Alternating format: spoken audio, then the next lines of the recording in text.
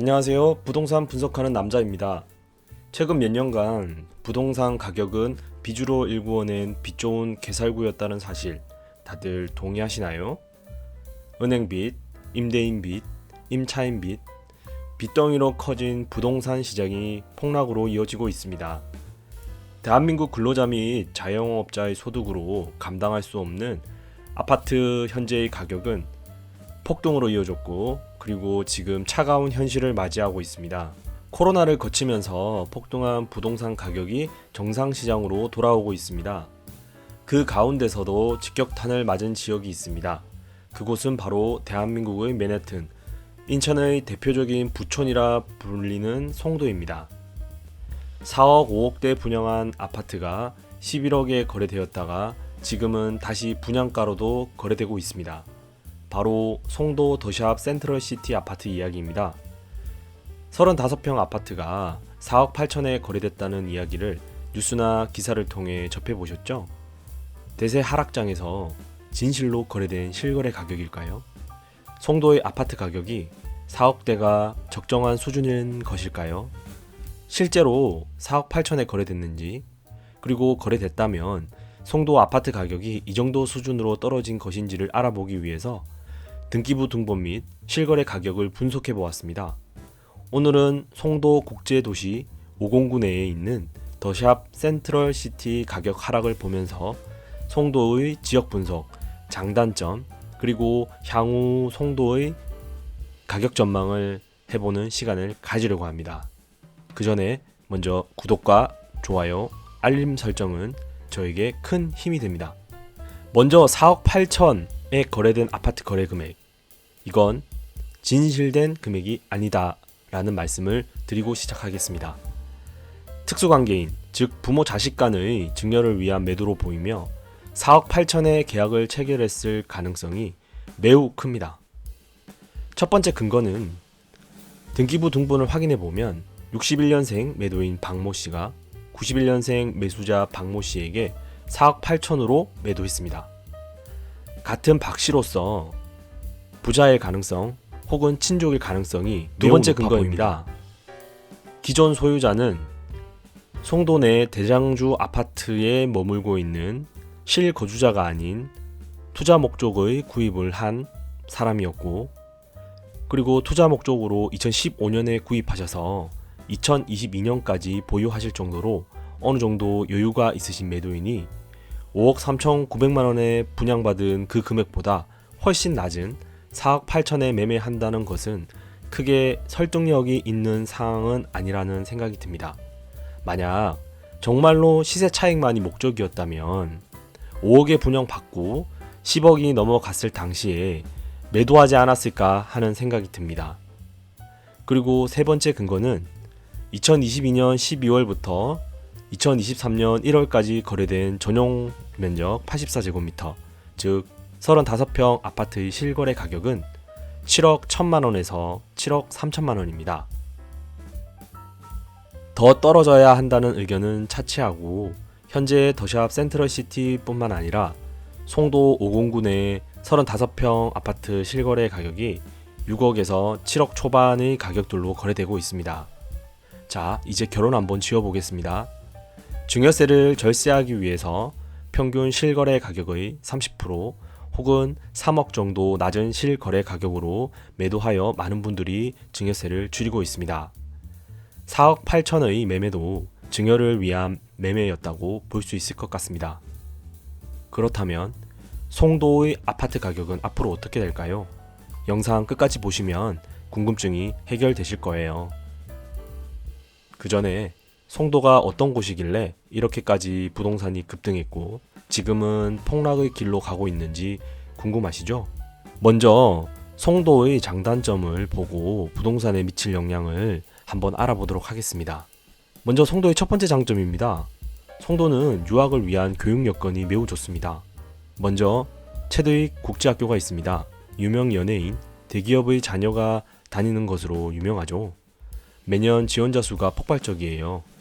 체드윅 송도 국제학교는 외국 교육 기관으로 지정되어 외국인 학교와는 달리 외국 거주 3년 이상의 자격이 없어도 입학할 수 있습니다.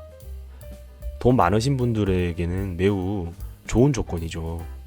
내국인과 외국인이 모두 지원 가능하고, 그리고 체육관, 음악시설 등 시설들이 매우 잘 되어 있어 국제학교 중에서도 최고로 손꼽힙니다. 1년에 2,500만 원이 넘는 등록금이지만 줄 서서 입학하고 있죠. 서울에서 체두익 국제학교를 다니기 위해 이주한 가구들이 많습니다. 그래서 체두익이 위치한 109는 전세 수요도 탄탄하죠. 송도는 글로벌 캠퍼스가 있어 한국에서 유학이 또 가능합니다. 뉴욕 주립대, 그리고 서부권에서 가장 유서 깊고 오래되며 미국 대학 순위 100위 안에 드는 유타 주립대학교, 박사학위 수여 대학 중 연구 실적이 가장 우수한 조지 메이슨 대학교, 마지막으로 벨기에의 서울대학교라 불리는 켄트 대학교가 위치하고 있죠. 뉴욕 주립대는 이공계적으로 유명한 스토니브룩 유니버시티와 미국 대표 패션 학교 중에 유명한 FIT 학사가 들어와 있어서 4개의 대학이지만 5개의 대학이 들어온 것과 같아요. 그리고 학비도 인스테이트 학비, 즉 대학교와 같은 주에 거주하는 학생으로 분류되어서 일반 유학 비용의 40% 정도가 절약된다고 하네요. 미국에서 자국민과 같은 비용으로 한국에서 유학할 수 있어요. 한국에서 유학을 할 수 있는 송도라 다른 지역과 차별화되는 장점이 있습니다. 그리고 두 번째 장점입니다. 대기업들의 이전입니다. 송도에는 대표적인 바이오 기업인 삼성 바이오로직스, 셀트리온 본사가 이전해 있고 2024년에는 SK 바이오 사이언스의 본사 및 R&D 센터까지 이전할 예정입니다. 이전하면 대략 1000명 정도의 직원이 근무할 예정이라고 합니다. 27,000여 명의 고용 창출 효과가 있는 바이오랩 허브 또한 송도에 유치되어서 2026년부터 운영될 예정이네요. 바이오 인력들은 송도로 다 모여 근무를 하게 될 것 같습니다. 또한 송도 세브란스 병원은 800상 규모로 2026년을 개원을 목표로 착공에 또 들어갔습니다. 병원에서 창출하는 고용효과도 기대해 볼 만하죠. 이렇듯 많은 국내 기업들이 송도에 위치하고 있습니다. 이제는 송도의 단점을 잠깐 알아보겠습니다. 첫 번째는 교통 편의성이 많이 떨어지는 것입니다. 송도 내에 인천 지하철 1호선이 들어와 있긴 하죠. 하지만 인천으로 출퇴근하지 않고 서울로 출근하는 사람은 어떻게 해야 될까요? 광역버스를 타거나 차를 타고 이동해야 하는데 이게 만만치가 않은 상황입니다. GTX B 노선이 인천대입구역으로 들어올 예정이긴 하지만 무려 2030년 완공 예정이니 그때까지는 서울과의 접근성은 안 좋은 것이 사실입니다. 체두익 국제학교 다니는 아이들과 부모들이 처음에는 통학버스를 타고 다녀보다가 아예 송도로 이주하는 이유가 그런 것입니다.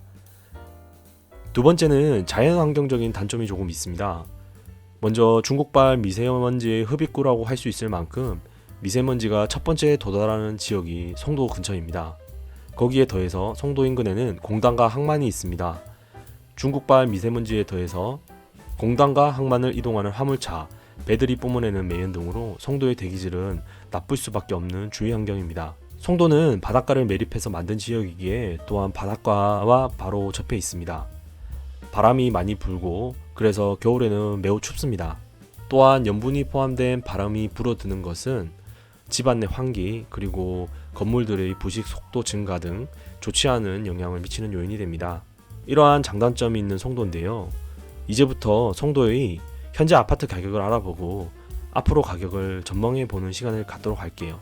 끝까지 영상 시청 부탁드리겠습니다. 실거래 가격은 2022년 11월 이후부터 2023년 지금까지 실거래 가격을 기준으로 현재 공구별 아파트 가격을 분석해 보겠습니다. 자, 109는 포스코 자사고, 그리고 체두익 국제학교, 명문 초, 중, 고등학교가 위치하여 학군이 매우 우수한 지역이죠. 송도 내 학원들이 가장 많이 위치한 지역이기도 합니다. 센트럴파크의 조망을 위해 109에 사시는 분들도 계시죠. 35평 기준 현재 6억 8천에 거래되고 있으며 전세는 3억 5천에서 4억 원 선으로 거래되고 있습니다. 10억이 넘겼던 가격 수준에서 많이 하락한 모습입니다. 이제 209입니다. 송도에서 가장 먼저 주거단지가 조성된 곳이죠. 송도에서 유동인구가 많아 주민들 사이에서는 송도 읍내로 불리는 곳이기도 합니다. 드림시티, 밀레니엄 등 상가와의 접근성도 나쁘지 않고 좋습니다. 송도 최초의 주상복합인 더샵 퍼스트월드가 위치하고 있고 가족 단위로 놀기 좋은 해돋이 공원이 있어 주거의 쾌적성도 좋은 곳이죠. 송도 주민들은 센트럴파크보다 해돋이 공원을 더 좋아한다고 하는 사람이 많이 있다고 합니다. 2005년 정도에 지어진 판상형 아파트들이 대부분이며 리모델링 소식도 들리는 지역이죠.